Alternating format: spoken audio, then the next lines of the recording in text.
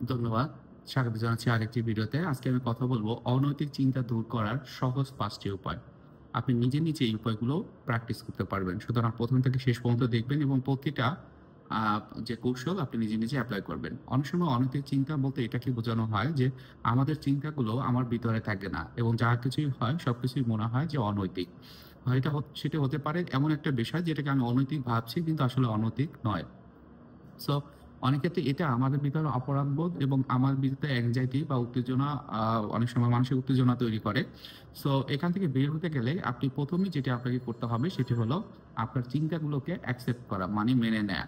আপনি মনে ভাববেন যে আমি একটা প্ল্যান করলাম যে আমি এর থেকে বের হয়ে আসবো এবং বের হতে গেলে আপনার প্রথমেই ১ নাম্বারে করতে হবে যে এই চিন্তাটা যে হচ্ছে এটা আমি মেনে নিচ্ছি যে এটা আমার ভিতরে হচ্ছে। এজন্য আমার অপরাধবোধের কিছু নাই। কারণ হচ্ছে যে এটা আমার বাস্তবিক চিন্তা না। মানে আমি ইচ্ছা করে চিন্তাটা করতে চাই না। তাহলে এটা হলো আপনার ১ নাম্বার একটা ট্রিক হবে। ২য় নাম্বার হলো চিন্তা থেকে মনোযোগ সরান। আপনার যখন এই চিন্তাগুলো হবে, আ আপনি তো ১ম এ অ্যাকসেপ্ট করে নিলেন। অনেকদিন ধরে এটা হচ্ছে, হ্যাঁ, আমার ভিতরে হচ্ছে। তারপরে এটাকে কি করবেন যে যখন এই চিন্তাটা হবে অন্যদিকে সরিয়ে ফেলেন। অন্য কোনো কাজের কথা চিন্তা করেন। আপনার ব্যবসায়িক কাজের কথা চিন্তা করেন। আপনার কার সাথে কি একটা আ ব রিলেশন বা একটা চুক্তি ছিল, সেই চুক্তি সম্পর্কে কথা বলেন। আপনি দূরের কোনো আত্মীয় যার কখনো খোঁজ নিতে পারেননি, তার কথা চিন্তা করেন। সো এটা কিন্তু আপনার মনোযোগটাকে অন্যদিকে নিয়ে যাবে। ৩ নাম্বারে হলো মেডিটেশন এবং শ্বাস-প্রশ্বাসের ব্যায়াম করেন। মেডিটেশন, শ্বাস-প্রশ্বাসের ব্যায়াম আপনারা ইতিমধ্যে জানেন, সেগুলো করবেন। প্রতিদিন ১০ থেকে ১৫ মিনিট মেডিটেশন এবং শ্বাস-প্রশ্বাসের ব্যায়াম ৪, ৭, ৮ নিয়মে অথবা বক্সিং এক্সারসাইজ বা যেকোনো একটা শ্বাস-প্রশ্বাসের ব্যায়াম আপনি সেটা করবেন। ৪ নাম্বারে চিন্তাগুলো লিখে রাখুন এবং বিচার করুন। বিচার করা মানে হচ্ছে চিন্তাগুলো লিখে ফেলার পর এগুলো আসলে বাস্তবসম্মত কিনা? এটা আসলে প্রমাণিত কিনা? এই চিন্তাগুলো আপনার ভিতর থেকে আসে কিনা? যদি ভিতর থেকে আসে তাহলে সেটা একটা অপরাধবোধ আপনার হতে পারে।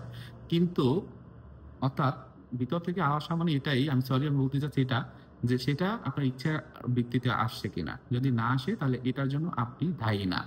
সো এটাকে এইভাবে যদি আপনি দায়টাকে অন্যদিকে সরিয়ে দেন এবং প্র্যাকটিস করেন, একটা সময় দেখবেন এই চিন্তাগুলো আপনার ভিতরে আসবে না।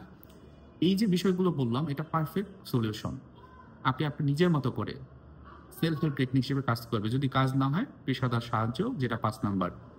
অবশ্যই কোন একজন পেশাদার সাহায্য নিবেন এবং সে আপনাকে অ্যাসেসমেন্ট করে, ডায়াগনোসিস করে, আপনাকে গাইড করা, ফ্যাসিলিটেশন করা, সেই কাজটি আপনি করবেন।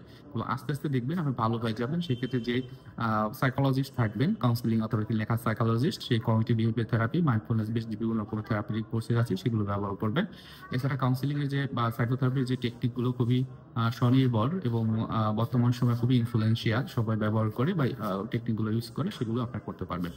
সো এটাই আমার বলা ছিল। ভালো থাকেন, সুস্থ থাকেন। কারো কোনো প্রশ্ন থাকলে কমেন্টে জানান। আর আপনি যদি আমার চ্যানেল নতুন হয়ে থাকেন, চ্যানেলটি সাবস্ক্রাইব করে রাখবেন। ধন্যবাদ।